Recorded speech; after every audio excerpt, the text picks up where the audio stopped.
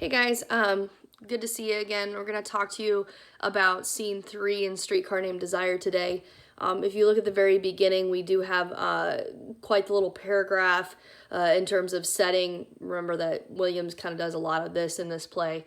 And it opens up with a poker night. And poker games are going to be symbolic in this play, okay?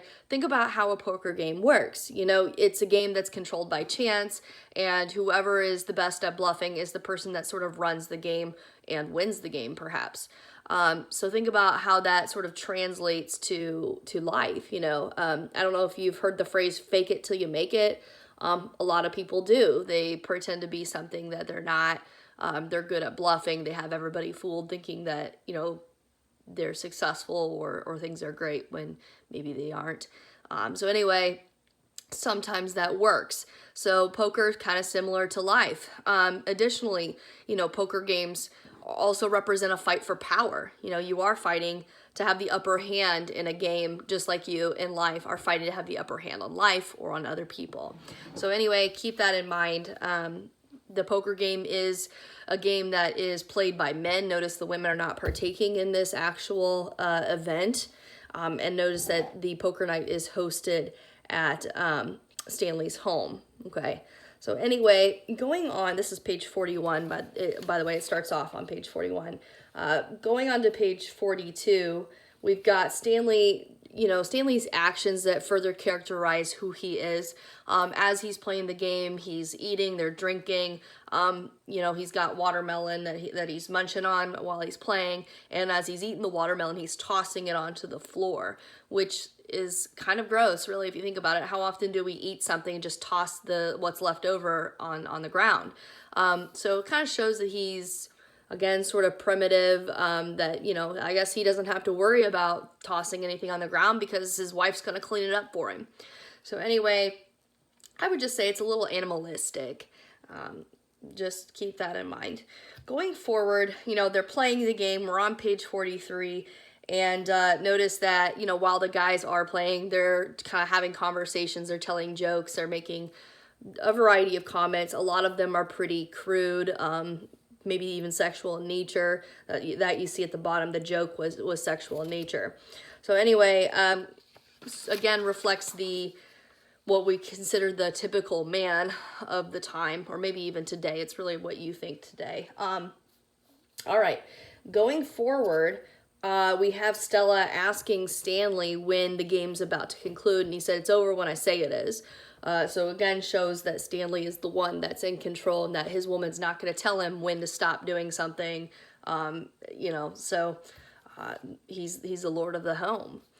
Another thing that I wanted to point out to you is on page 45, and this is Blanche. You know, after they're all talking and Blanche is there with Stella talking to Stanley, she just wants to bathe. And it seems like she is always wanting to bathe. She's always anxious because she said her nerves are always in knots. So, you know, we could probably make the assumption that Blanche is not quite stable. Going forward, we've got we've got Mitch and Blanche meeting around the page 46 for the first time. You know, he's coming back, I believe, from the bathroom, and, you know, he glances back at Blanche. She coughs shyly. You know, he's got this embarrassed laugh. So, you know, Mitch seems to be somewhat interested in Blanche here. If you look, you know, Blanche starts to ask Stella questions about Mitch on page 47. So she's trying to get a feel for who he is and whether or not he's someone that she should be interested in. On 47 at the bottom, I also wanted to talk to you about some of Blanche's comments regarding Stanley. She says, you know, I'm sorry, but I haven't noticed a stamp of genius on Stanley's forehead. So this really shows that Blanche believes that Stanley is sort of, again, simple, stupid, not intelligent. So it's a pretty rude comment that she makes. She's pretty critical of her brother-in-law there. Moving forward on page 48, Blanche, when she's in the room with Stella changing, she takes off her blouse. She's got this pink bra, so they call it brassiere, white skirt in the light through the portieres. I kind of find this to be interesting. Remember, we've been examining color symbolism with Blanche's clothing. Here we see pink, which, you know, if you've done any sort of art, you know that pink is the mixture of red and white. So I say that it's kind of this this mixture of innocence and perhaps passion, or maybe even sin, with Blanche. So it kind of, I guess, shows us that she's not maybe as innocent as she seems to claim to be. So anyway, thought I'd point that out to you. We also got some more of Stanley kind of criticizing women here. You know, when Stella and Blanche are talking, he's kind of like, "Oh, you hens, cut out that conversation." You know, if you think about hens, you know, chickens, they just cheep, cheep, cheep, cheep, cheep. They cluck, cluck, cluck, cluck, cluck. You know, they're poking at, you know, things like seeds and things when they eat. So he kind of equates them to hens. I don't think that's necessarily a positive thing. So they're always kind of like nagging, always poking and making lots of noise. So, you know, again, I don't think it's really a positive comment. We also have, you know, Stanley and Blanche fighting over the radio. So, Blanche does go and turn on the radio because she wants music. This is on page 49. Stanley clearly does not want any music. And, you know, she turns it on. He says, turn it off. She does not want to do so. So he gets up and crossing to the radio, turns it off. This is page 50. And then eventually on page 50, he's grabbing the curtains and just shutting them aggressively. So we do see that aggression here where he's getting annoyed with Blanche. He's kind of tired of her already. Hasn't been very long, but, you know, he's done with her. Anyway, so that was a little bit of a little fight there. If you go on page 51, we also have more color symbolism with Blanche.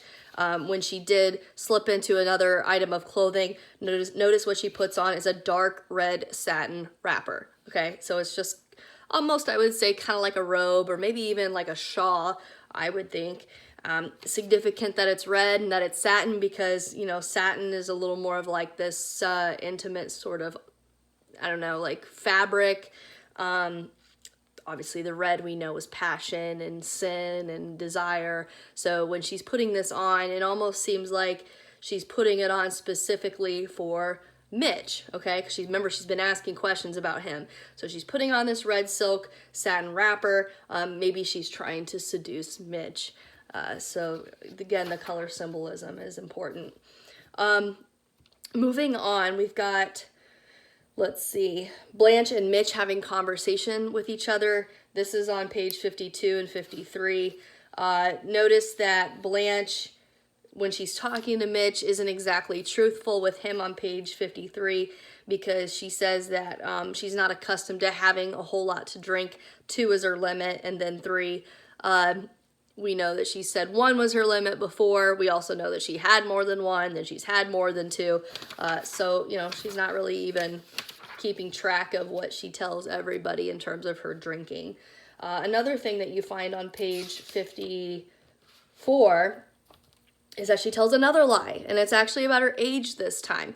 Remember that appearance has been pretty important to Blanche, and I do believe that age would have everything to do with appearance and the way she looks, because obviously the more you age, the more wrinkles that you have, the less desirable you would look, at least to some people. So if you look on that page, she says, she tells Mitch that Stella is her precious little sister. I call her little in spite of the fact that she's somewhat older than I, just slightly, less than a year. If you look back to the description at the very beginning of the scene, scene 1, we know that Stella is 25 and Blanche is 5 years older. So that puts Blanche at 30. So not as desirable at 30 years old. Probably the fact that she's unmarried would also have, at 30 is kind of significant. So there is that stigma there.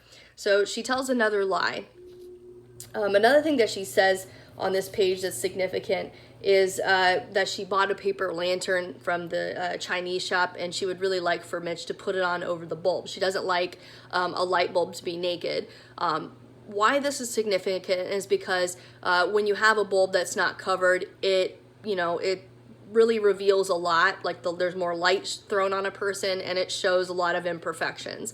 So Blanche is really pushing to have this lantern thrown over the light, so that way it does shield some of the imperfections that she's got probably on her face, and Mitch cannot see that with that shade over it. So there's where she's covering up things and being artificial in a sense.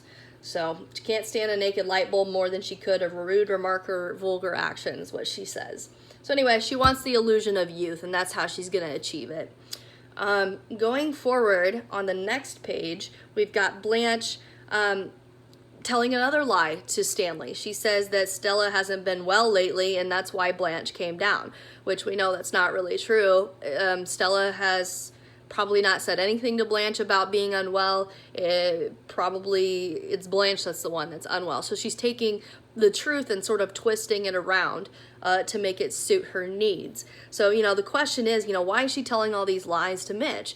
One could probably assume or understand that, Blanche wants to make herself seem more attractive to Mitch because she's interested in him. So she wants to snag this guy. So she can't tell him the truth because he might not like it. If she's older, he may not like it. He might want a younger woman to be with. Obviously she wouldn't want him to know that she is not feeling very well and that maybe she's a little unstable. You'd want to hide that from him.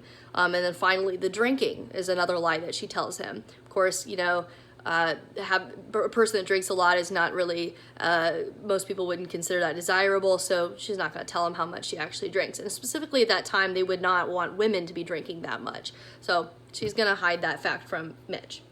If you hold on for just a minute, I need to grab my pen, so I'll be right back.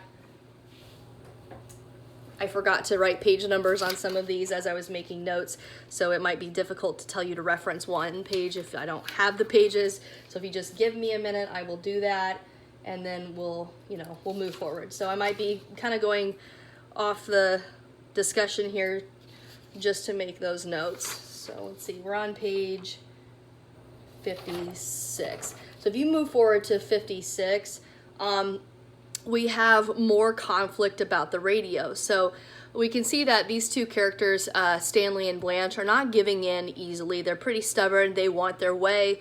In the end, you probably could argue that, Stanley ends up the winner in this argument because he finally has enough of Blanche playing the music, grabs the radio, and goes as far as to open up the window and toss it out.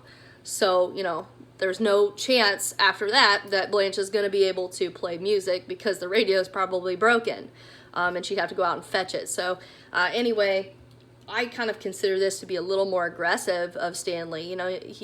It's his own property, and he's willing to chuck it out the window just to show Blanche who's in charge really in this apartment. So anyway, I would say it's aggressive. It's unreasonable. We could probably assume part of that has to do with Stanley having probably a lot to drink, okay? And that's actually going to, transition into page 57.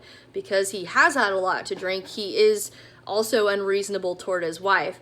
On 57, he charges after Stella because she's appalled by his behavior with the radio. And, he's resorted to physical violence with his wife here. So we know that Stanley has an abusive sort of nature about him. And, chances are, even if I don't know if you've read the rest of the scene, but you could probably assume that this is not the first time that this has occurred. Okay, so anyway, so he has physically abused his wife. We also see that he's pretty violent toward the other men who try to restrain him as well on the bottom of 57. They end up hosing him off in the shower, trying to help him snap out of things because he's, again, being very unreasonable. More violence happening on page 59 because he's not really receptive to the, the hosing off in the shower, and then he's hitting more and more guys there. So it's a pretty big event that happens on poker night, okay? But you can see that once they finally get him to come to, really like to restore him to maybe more sense, he realizes that he's hit his wife, and he feels somewhat bad for that because he does go and seek her out. Notice that Stella leaves the apartment and goes up to Eunice's, and Stanley stumbles out to the porch and sort of hollers at his wife. I want to read this description to you because it kind of reminds you of an animal. So it says finally Stanley stumbles half-dressed out to the porch and down the wooden steps to the pavement of the building. There he throws back his head like a baying hound and bellows his wife's name. Stella, Stella. I wish we could actually watch this movie. If we were actually in class, we would, and you can kind of see the way he does it. But you know, when it says he raises his head, throws back his head like a baying hound and bellows, you know, reminds you of a dog. That's how he's described here, animalistic. You know, like an animal like this, like a hound, you know, he's hunting for his own prey. He wants Stella back. Another thing that I could probably interpret here, you know, when Tennessee Williams compares him to a dog is, you know, if you've heard someone being called a dog, you know that it's just another reference to a despicable person. And of course, Stanley fits that description because of his violent actions toward his wife. So yeah, what he did was pretty despicable. Moving forward, we're on page 60. We've got Eunice yelling back at him and says, you know, you can't beat on a woman and then call her back. She won't come, and you're going to have a baby, you stinker, you whelp of a Polak, you. So it kind of shows that she's trying to dig at his Polish ancestry here, which is something that Blanche has also done in the past. But she also says, I hope they do haul you in and turn the fire hose on you, same as the last time. So, you know, I said that we could probably assume that the abuse has not just simply started this scene, that it has happened before. Now we have that confirmed. So he has hit his wife at another time. So anyway, that was something I wanted to point out to you. Looking at the very bottom of 60, there is some like scene description here where we have, you know, Stella finally coming out and talking to Stanley, and of course they reconcile. They actually embrace each other. I know this is going to sound really weird, but I'm going to read it to you. It says, they come together with low animal moans. He falls to his knees on the steps. You know, he snatches the screen door open, lifts her off her feet, and bears her into the dark flat. So it really kind of shows that their relationship is more of a physical one, and it's also sort of primitive and animalistic. You know, you can kind of see that in just the fact that it says animal moans. So yeah, so it's more of a physical one. Okay, going forward on page 61, we also have Mitch and Blanche having a conversation about what happened during poker night. And this is also significant because it reflects the attitudes of physical violence at the time, physical abuse at the time. You know, when Mitch says, oh, no, it's a shame that this had to happen when you got here, but don't take it serious. And Blanche says, violence, it's so, you know, and then he says, sit on the steps and have a cigarette with me. So Mitch sort of brushes this off as not really a big deal, while Blanche is kind of horrified by, you know, violence. She takes it very seriously. It's probably not something that she really experienced when she was down south living on her plantation. So difference probably in class. But yeah, so anyway, in the time period, they probably didn't look at violence as the way we do now. So anyway, that's kind of how, you know, scene 3 ends up concluding. The last thing that Blanche says is that, you know, she needs kindness now, and we can see that she's not really getting that. I mean, even with Stella, it's not really a warm welcome. It's you know, there's strain between the two of them. Blanche, excuse me, and Stanley are not getting along very well either, and she sees that Stanley's a violent character, so this is kind of different for her, and she does probably feel the need to have kindness. So anyway, that is the end of scene 3. Hopefully this helps you guys out. As always, just send me an email if you have any questions, and I'll be sure to get back to you as soon as I can. So, see ya!